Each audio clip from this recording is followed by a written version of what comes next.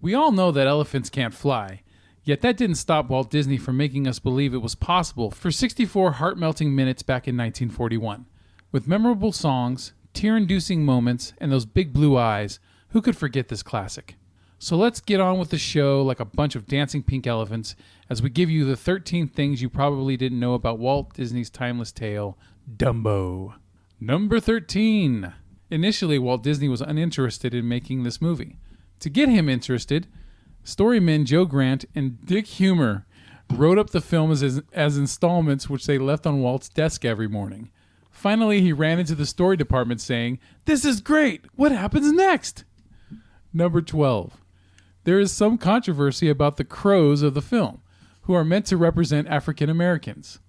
While the association of African Americans and crows, both black, predates the film, there are film historians like Richard Schnickel who pointed it out as an offensive and or racist. There are those who find their portrayals positive and progressive. Most of the crows were voiced by African American actors in an era which there was limited casting potential for them, and the crows are actually among the few friendly and intelligent characters in the film. Number 11. Cells for this film were the rarest in the industry. The animators, after the scene was safely in the can, would spread the used cells in the corridors and go sliding on them. In addition, the gray paint used for so many of the elephant skins would pop when the cell was flexed. Many cells were destroyed this way. Number 10. During production, there was a long and bitter animator strike in which half of the studio staff walked out. Some of the strikers are caricatured as the clowns who go to hit the big boss for a raise. Number 9. A deleted scene from this film provided a backstory for the old steam locomotive Casey Jr., showing how he came to lead the circus train. He originally pulled the passenger trains on a respectable Ohio line but could not compete with newer streamlined engines, and was nearly destroyed in a crash. This would have added poignancy to Casey's existing scenes in the film, but Walt Disney ordered it cut as incidental to the main story. Instead, the footage was skillfully repurposed in black and white in Disney's feature The Reluctant Dragon. In the scene where Robert Benchley is shown how musicians, voice and Foley artists create a soundtrack for an animated cartoon. Number 8. The film contrasts wildly with Snow White and the Seven Dwarfs, Pinocchio, and Fantasia. Due to Walt Disney's instructions, supervising director Ben Sharpstein worked to simplify production and keep it inexpensive. The film lacks the lavish detail of its predecessors. The character designs are simpler, the background paintings are less detailed, and the character animators reuse cells. Number 7. In 2001, a sequel of Dumbo called Dumbo 2 was announced. It was to be directed by Robert C. Ramirez, who had previously co-directed Joseph, King of Dreams. Dumbo 2 was to include a relatively large cast of new characters. The project was in development for years, but in 2006, John Lasseter terminated plans for this film and other sequels to Disney's classic films. Number 6.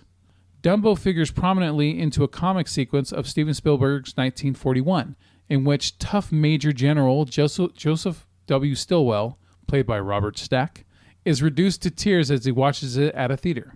Promo art for 1941 showed a theater marquee featuring Dumbo. Number 5. In December 1941, Time magazine planned to have Dumbo on its cover to commemorate its success, but it was dropped due to the Japanese attack on Pearl Harbor. Number 4. While trying to comfort Dumbo, Timothy says, "Lots of people with big ears are famous." According to animation historian John Canemaker on the 2001 DVD release commentary, the line was recognized by audiences as a reference to Clark Gable. The line was also featured in the original theatrical trailer. Number 3.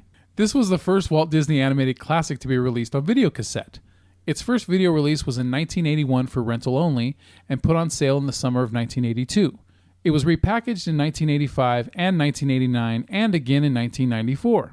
It was the first released on DVD in 2001 and again in 2006. On Blu-ray in 2011, and the newest release with digital HD in 2016. It has never gone out of print and is considered the longest Disney animated feature on video to be in print since it came out. Number 2. In an article on Dumbo in 1941, writer Martin Markstein pointed out that the premise of the film strongly resembles another children's story of the same era, Rudolph the Red-Nosed Reindeer. In both cases, the stories are about an innocent child cruelly ridiculed for a physical deformity, who achieved extraordinary success not in spite of it, but because of that attribute. Number 1! While the film won an Academy Award for Best Scoring of a Musical Picture, Its key song, Baby Mine, failed to win the Academy Award for Best Original Song.